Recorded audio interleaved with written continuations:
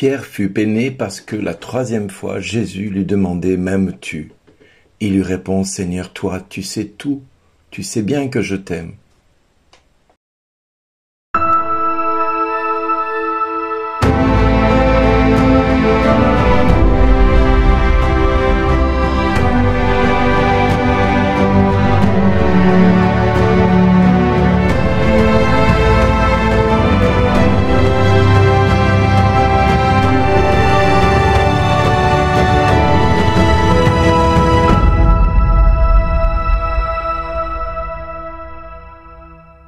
Aujourd'hui, le message vous est adressé par Bernard Dille. Bonjour les amis, dans le calendrier romain, c'est-à-dire le calendrier civil, le 21 août, nous fêtons la Saint-Christophe.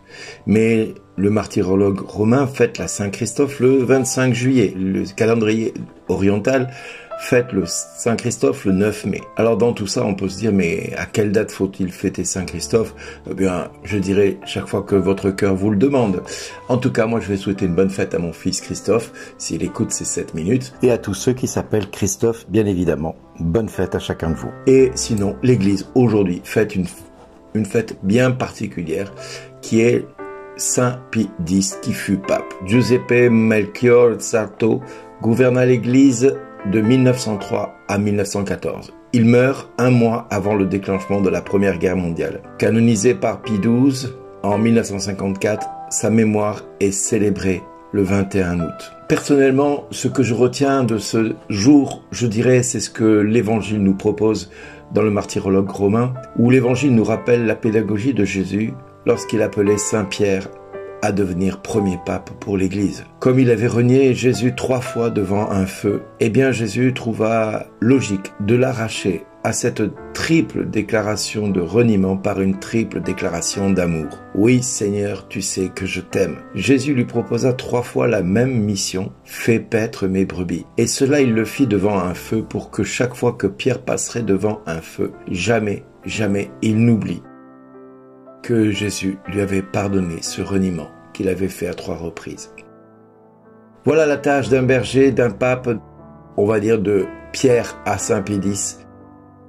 Un berger doit mener paître son troupeau, et c'est ce que le pape Pie X fit. Et le rôle d'un pasteur, c'est de donner à manger et à boire aux brebis, de leur donner de bons pâturages, et qu'elles aient une bonne nourriture, la meilleure qu'il soit. Eh bien, pour l'Église, il faut qu'il y ait la meilleure nourriture, c'est-à-dire et la meilleure boisson, c'est-à-dire l'Eucharistie. Il y a aussi ce qu'on appelle Pie X, le pape de l'Eucharistie, parce qu'il encouragea la communion fréquente et quotidienne, chose inconnue jusque-là, au début du XXe siècle. On encouragea aussi les enfants à partir de 6 ou 7 ans, pour qu'ils reçoivent la première communion, s'ils avaient discerné ce qu'il y avait dans l'Eucharistie. Curieusement, Pie X a certaines caractéristiques similaires au pape François d'aujourd'hui et à une centaine d'années d'écart. En premier lieu, l'amour pour Saint François d'Assise, comme le bon franciscain, accessoire qu'il était. Autre ressemblance entre Pie X, c'est qu'il a ouvert le réfectoire du pape à des amis et connaissances pour qu'ils mangent avec lui.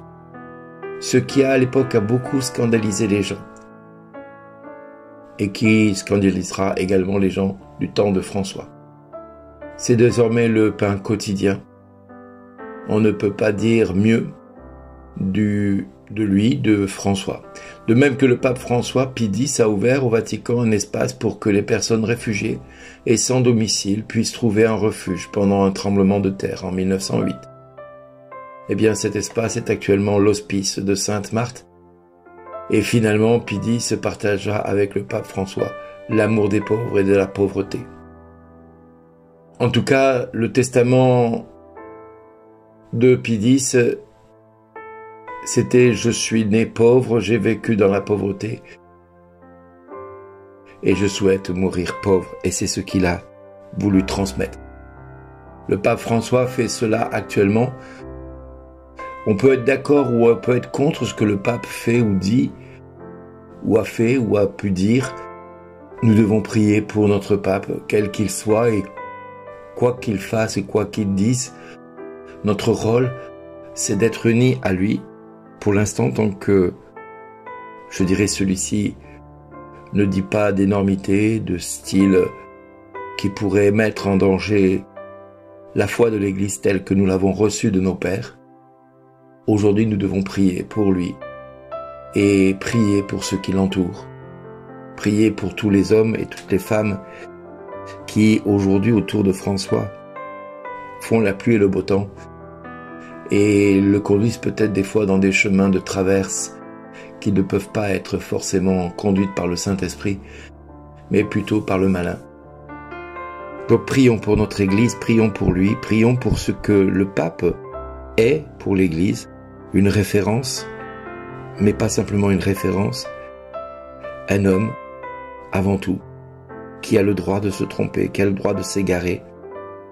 Même s'il est pape, il a le droit de s'égarer. C'est arrivé à multiples reprises dans l'Église, avec les papes d'Avignon, les papes de Rome. Ben oui, parce que justement, l'Église est faite d'hommes et elle a le droit de se tromper, elle a le droit de faire des choses qui ne sont pas justes et bien à propos. Mais soyons sûrs d'une chose, c'est que Dieu ne délaisse pas qui que ce soit. Et il a voulu que Pierre soit là et il lui a demandé de faire paître les brebis. Et nous sommes les brebis du Seigneur. Donc soyons sûrs que le Seigneur nous conduira vers la sainteté, avec ou sans le pape, mais vers la sainteté, c'est sûr. Donc de notre côté, notre rôle n'est pas de le juger, mais de prier pour lui, pour que Dieu voit en nous non pas quelqu'un qui voit la paille dans l'œil de notre voisin, qui peut être le pape, mais la poudre qui est dans notre œil, qui bien souvent fait plus de ravages qu'autre chose. Alors Jésus pourra nous dire à chacun, merci d'exister.